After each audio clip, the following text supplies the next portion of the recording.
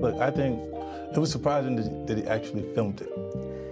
Yeah, and I want to ask about that because how did you go about getting the footage? And do you know the intent of the videographer, why he or this person took the footage? She's a journalist, right? Yeah.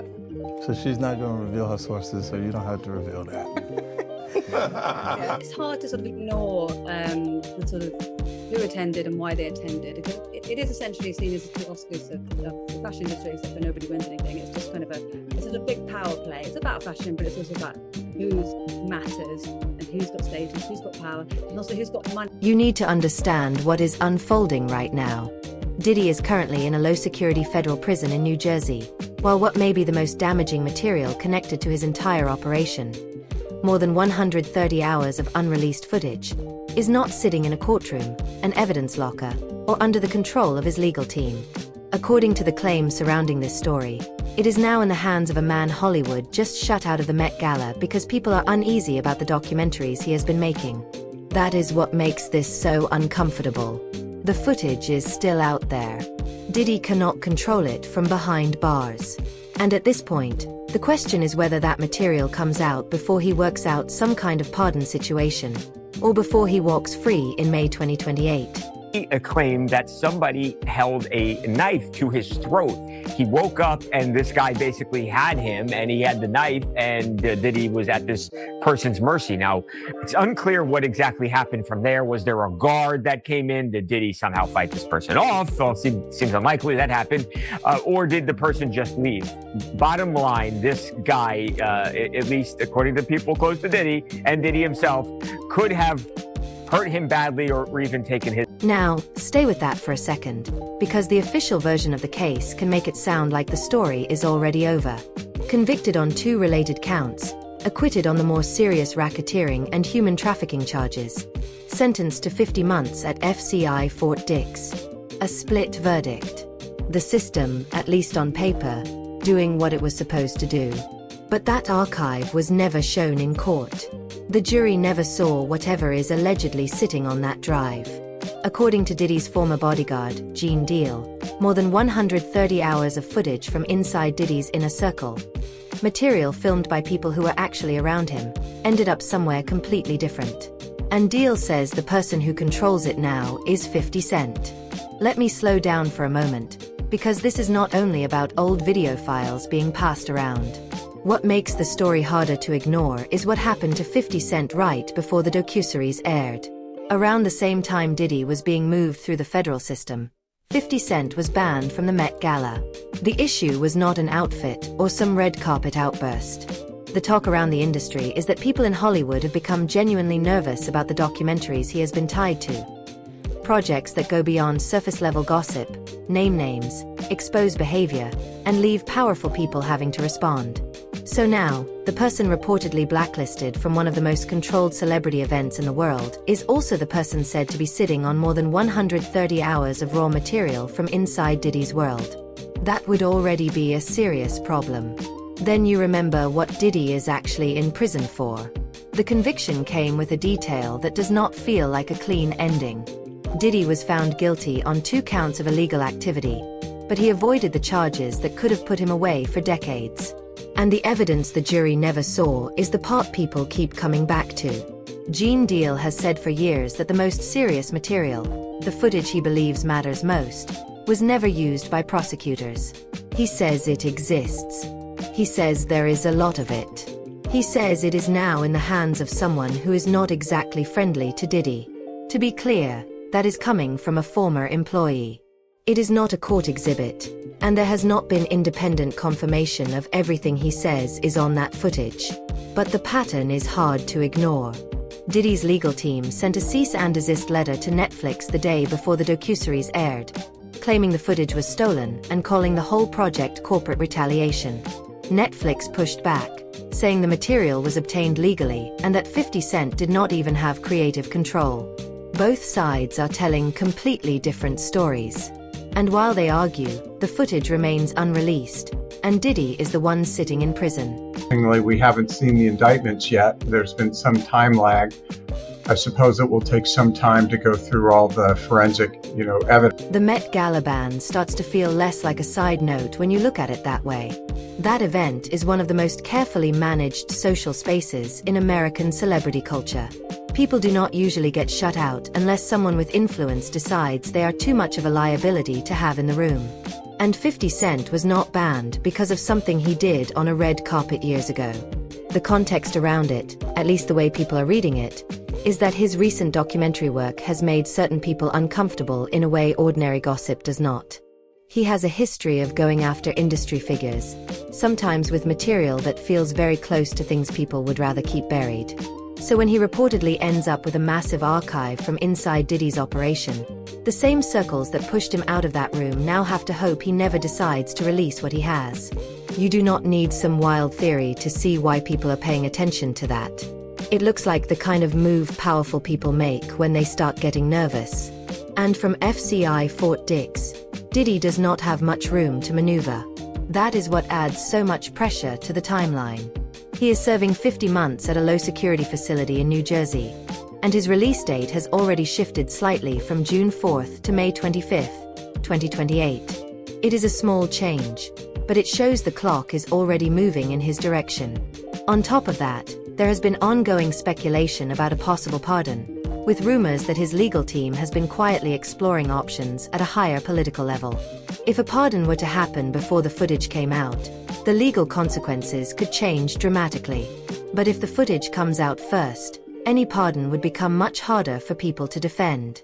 Those two timelines are now moving at the same time, and Diddy does not appear to be in control of either one. Now, look at who is actually taking the hits right now. Diddy is in federal prison, yes, but it is a low-security facility. His release date is already moving closer. He still has the money and legal resources to pursue an appeal that calls the judge the 13th juror.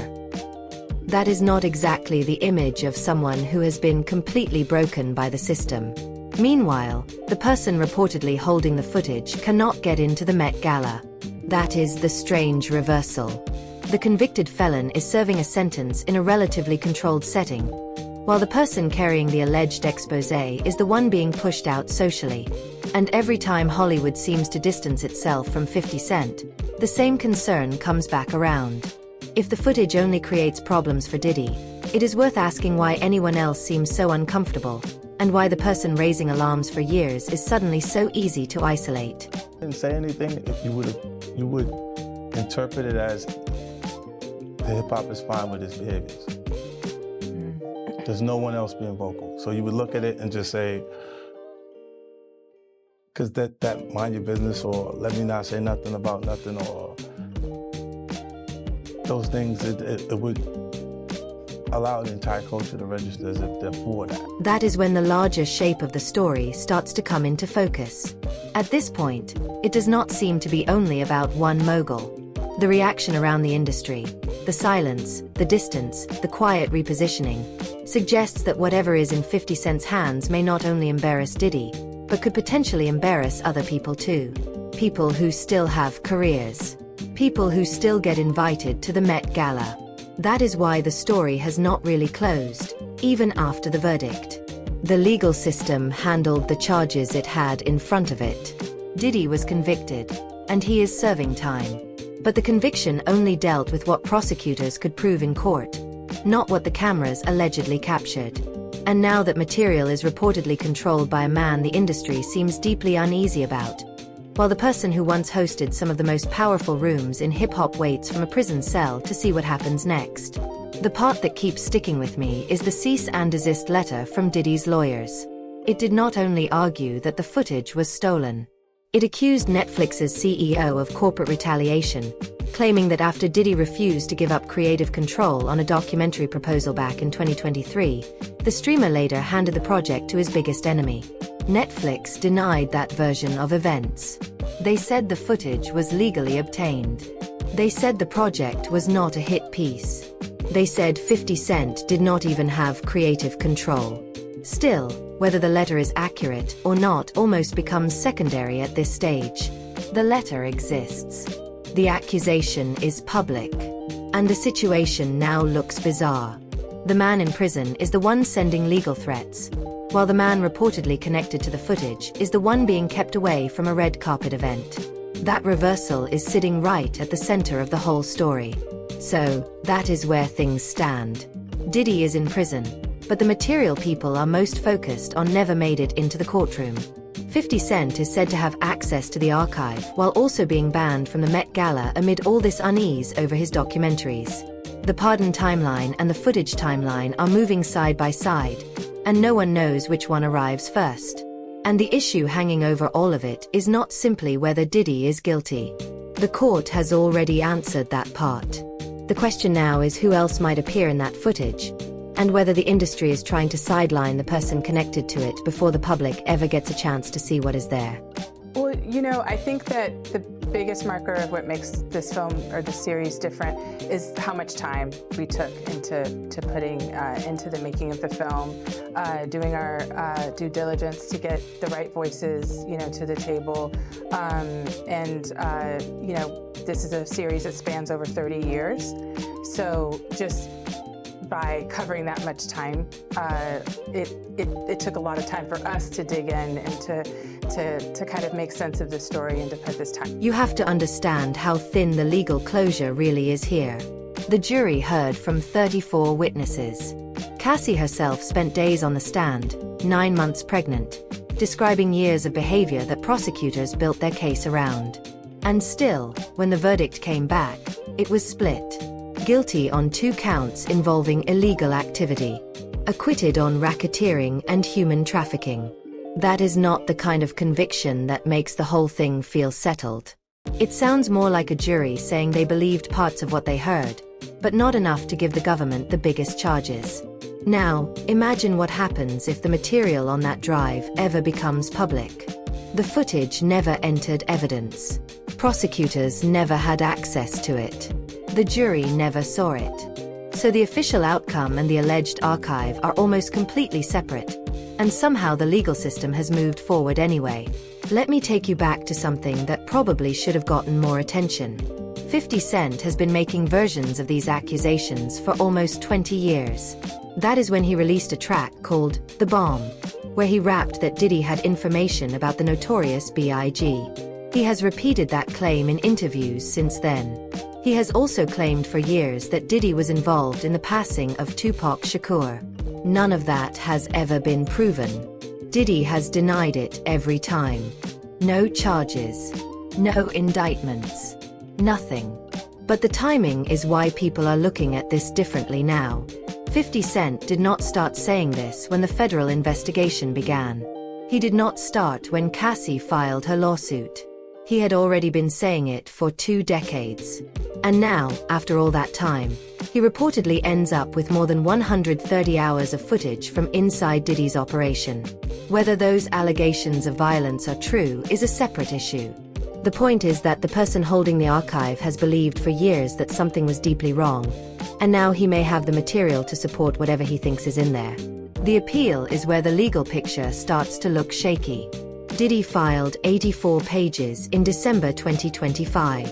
His lawyers call the judge the 13th juror. That is a serious accusation. They are basically arguing that the court stepped outside its role and affected the outcome. They want the conviction thrown out completely. At the very least, they want the sentence reduced. But there is a problem underneath all of that. The appeal is about trial errors and jury instructions. It cannot deal with the docuseries or the archive because that material was never entered into evidence. In legal terms, it is not part of the case. So now there are 2 tracks running side by side. The court system is arguing over procedure, while the footage people keep talking about sits in private hands, untouched by any judge or jury, reportedly controlled by a man the industry just banned from the Met Gala. I think that the goal of what the film is trying to do is to let the audience kind of come in to ask questions like, in a trial where there's so much media coverage, before, during, and after, were their decisions, colored by certain things, and who got the benefit of the doubt, in that courtroom? Now let me talk about the people who say they were actually in the room. Not the accusers who came forward later, but people who worked for Diddy and claimed they saw things happening in real time. Kirk Burroughs, who co-founded Bad Boy Records, went on camera and said he saw Diddy slap his own mother, Janice Combs.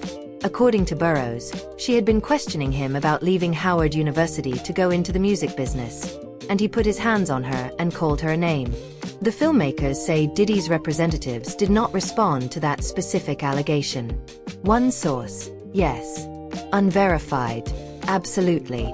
But even as an unproven claim, it gives you a sense of the kind of behavior being described by people who say they were actually there. And none of that was ever tested in court.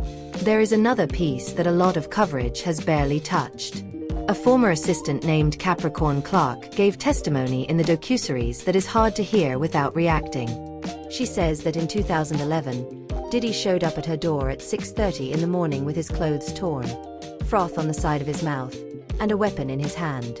According to her, he was furious because his then-girlfriend Cassie had gone on a hike with another rapper, Kid Cudi.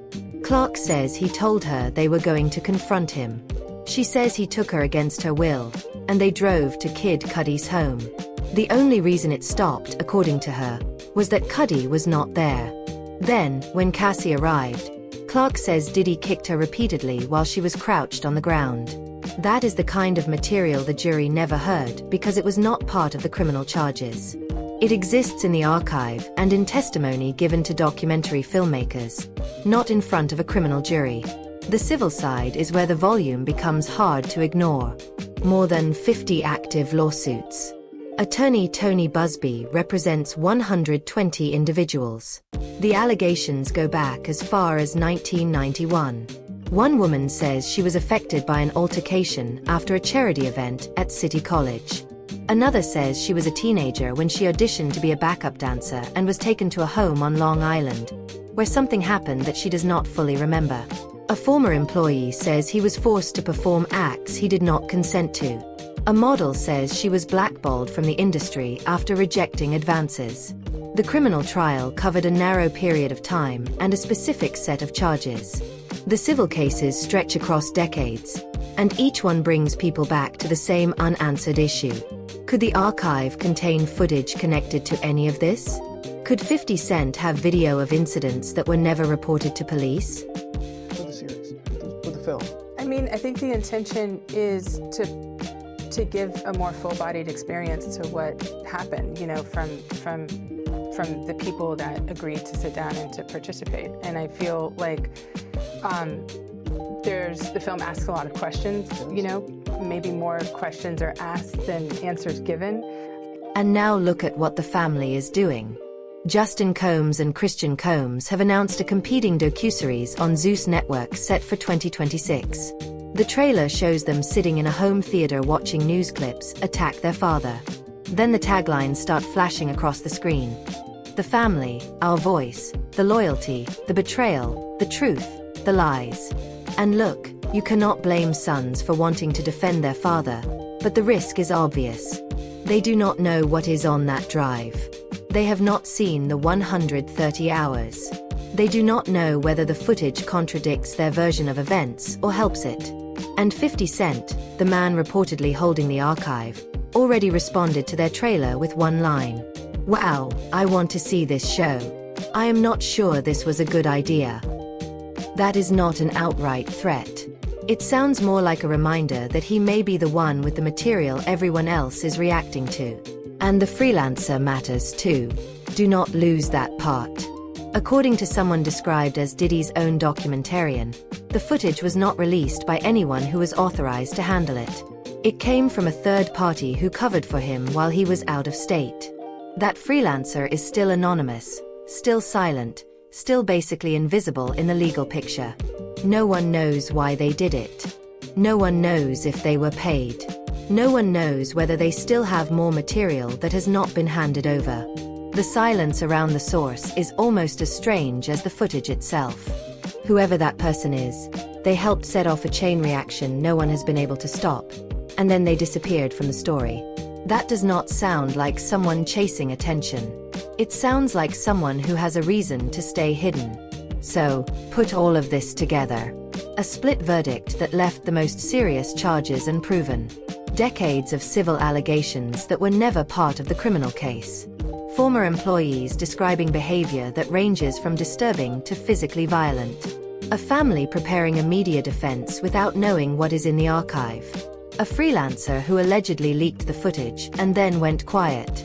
And the man reportedly holding all of it being banned from the Met Gala, while Diddy serves his sentence in a low-security prison.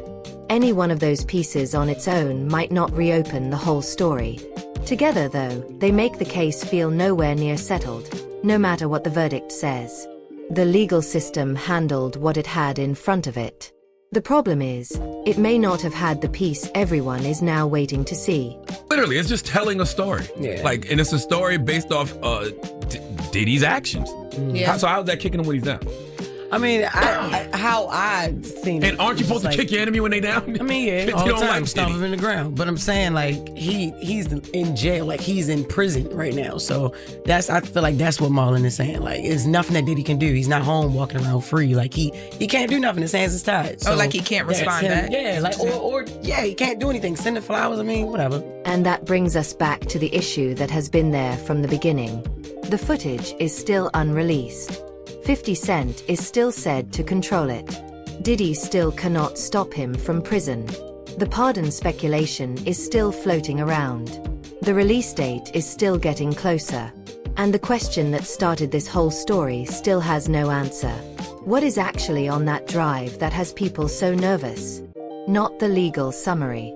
Not the public spin from either side. The actual material. The footage itself. The same material that seems to have made Hollywood uncomfortable before it was even released. Pay attention to the silence around this. The industry is not exactly rallying behind Diddy. That is not what it looks like. What it does look like is people trying to isolate the messenger. The person with the footage is being pushed out, while the person allegedly in the footage is already serving his sentence. That does not feel like neutrality. It feels like self-preservation. And the longer the footage stays unreleased, the more people are going to wonder what happens if it finally comes out, who else might be exposed, and whether anyone can still call this case closed when the material everyone is talking about was never even shown in court. Like that, but like you said, there's been a bunch of docs put out before, 50. and nobody said when TMZ did that whole series. Nobody said when the Peacock doc and all those other docs. Nobody said nothing. It's investigative reporting when they did it. When they do it. But he wasn't in jail yet, was he? Like, no, he wasn't. Which in jail. makes He it wasn't worse. locked up. He wasn't going through Which trial. makes it worse because he was going through trial when they were doing these documents. When they were doing these documentaries. I think. So, what do you think is really on that drive? Do you think the footage ever comes out? Or does Hollywood find a way to keep it buried? And who else do you think is watching all of this from the sidelines, hoping their name never shows up in a single frame? Drop your take in the comments. We will be right here when it breaks.